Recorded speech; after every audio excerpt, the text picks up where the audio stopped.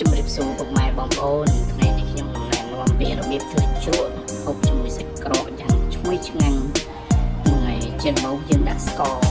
ហ្នឹងហើយយើងដាក់ស្ករ5គីឡូទៅហ្នឹងហើយខ្មេះ2ដងហើយបញ្ចេញទៅចោលហើយមានបញ្ចេញមកចប់ហ្នឹងអាពីខាងកន្លះហើយ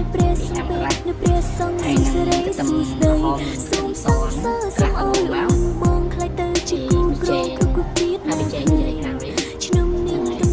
ស្ករសសូមបញ្ជាក់ស្ករស5គីឡូខ្ទឹមក្រហមនិងខ្ទឹមសនឹងកន្លះគីឡូនេះចូលគ្នាបាទរួចហើយយើងច្បល់ចូលគ្នាយើងច្បល់ចូលគ្នាមកបាទច្បល់ចូលអត់ស្មាត់តែច្រើននឹងរួចហើយអូនមើលឃើញតែប្រងមានបាទជាពិសេសយើង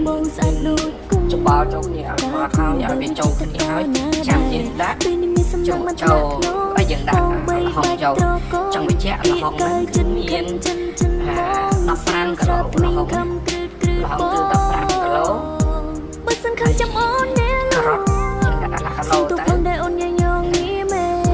ហើយមកមានតែសាច់ដាក់ទៅអត់សាច់អីជាភៀវនេះគឺខ្ញុំដាក់តគួនយើងដាក់ពី3ដុំទៅណាយើង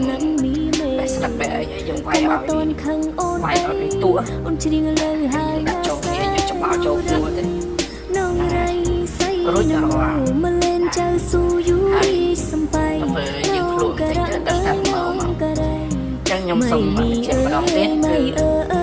យើងដាក់ខ្ទឹមសនិងខ្ទឹមក្រហមនេះគឺកន្លះគីឡូ